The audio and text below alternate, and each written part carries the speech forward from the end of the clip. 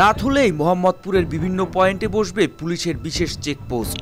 সম্প্রতি থানা জুড়ে বিভিন্ন স্থানে প্রকাশ্যে ছিনতাই ডাকাতির মতো ঘটনা বেড়ে যাওয়ায় কঠোর হচ্ছে পুলিশ। ৫ আগস্ট পরবর্তী ক্রাইম জোন হিসেবে চিহ্নিত হয় রাজধানীর এই থানা, যা যৌথ বাহিনীর কঠোর অভিযানে কিছুদিন নিয়ন্ত্রণে থাকার পর এখানকার সন্ত্রাসীরা যেন রিসেট বাটন পুশ করেছে।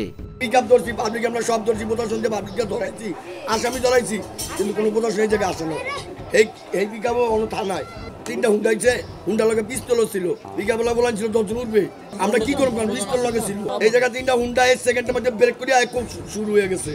এদিকে ছিনতাইয়ের শিকার হয়ে থানায় অভিযোগ দায়ের করলেও পুলিশের কোনো সহায়তা পায়নি বলে জানান এই ভুক্তভোগী। পিকআপ ছিল, 25 জন লোক ছিল। আসার পরে তাদের কাছে পিস্তল ছিল, বেলচা ছিল না, কিছু ছিল। আমার গেডিবার একটা বুক বেড়ে ধরে বলে যা আছে বাইর করো। তো আমি আত্মসম্মান করে তাদেরকে দিয়ে দিচ্ছি, আমার জীবন তো রক্ষা আছে, আমি সব কিছু দিয়ে দিচ্ছি, আমার টাকা মোবাইল দিয়ে দিচ্ছি। 250-টিরও বেশি ডিজাইন অপশন নিয়ে ওয়ালটন স্মার্ট ফ্রিজ, বোঝে আপনার প্রয়োজন। দেওয়ার পরে আমি থানায় গেছি, থানা যাওয়ার পরে অনেকক্ষণ বসে যাওয়ার পরে আমার কোনো রেসপন্স পাইনি তাদের কাছে। বলে আমরা আসামি ধরছি, অভিযোগ আমি পাইনি, অভিযোগ দেওয়া হয়েছে, মোবাইল টোবাইল কিছু পাইনি। এসব ঘটনায় আতঙ্কিত সাধারণ মানুষ। আতঙ্কিতর মধ্যেও আছে, কারণ 5 তারিখে বিভিন্ন থানা জ্বালিয়ে দেয়, থানা পুড়িয়ে দেয়, বিভিন্ন প্রশাসনের অস্ত্রগুলো লুট হয়।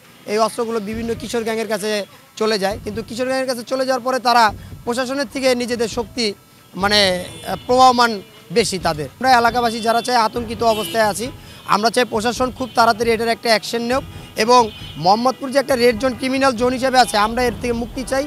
এ অবস্থায় পরিস্থিতি নিয়ন্ত্রণে পুলিশি তৎপরতা বাড়ানো হবে বলে জানিয়েছেন এই কর্মকর্তা। তো মামলা অলরেডি হয়েছে, পুলিশ বাদী হয়ে মামলা করছে সন্ত্রাস দমন আইনে। কিছু কিছু চিন্তায়ের ঘটনা বলতে আমরা তো আসলে ব্লক রেট দিয়ে তো অনেক আসামি ধরলাম, এটা অভিযান তো চলমানও আছে।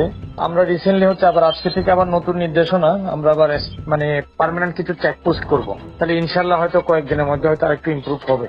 যৌথ বাহিনীর অভিযানে কিছুদিন শান্ত থেকে ফের অস্ত্রের ঝঞ্ঝানিতে কাঁপছে মোহাম্মদপুর। জানমালের নিরাপত্তায় প্রশাসন কঠোর পদক্ষেপ নেবে, এমনটাই প্রত্যাশা নগরবাসীর। মোহাম্মদ সায়েম, RTV।